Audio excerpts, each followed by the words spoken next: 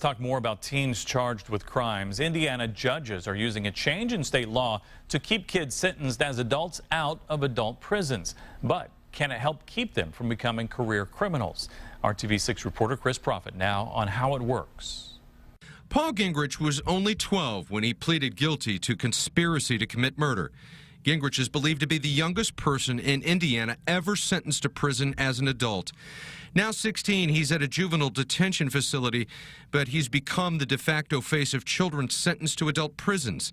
Monica Foster was Paul Gingrich's attorney. When we're sending children, babies in some instances, to adult prison, what we're really doing is saying that they're throwaway kids, that there's nothing that we can do to help them. In 2011, 53 Indiana kids were serving time in adult prisons.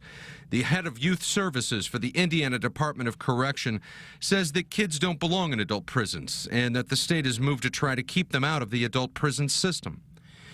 Last year, the governor signed into law a provision that gives judges new sentencing options for children under 18 in the state's criminal courts, giving judges more discretion in keeping kids out of adult prisons and into juvenile detention facilities.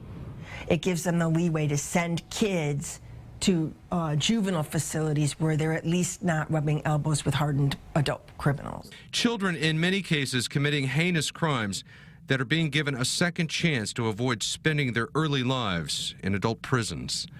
Chris Profit, RTV6. Indiana judges can send kids to juvenile facilities until age 18 when they're reassessed. The state then has the option of sending them into community corrections, back home, or off to prison to finish their sentences.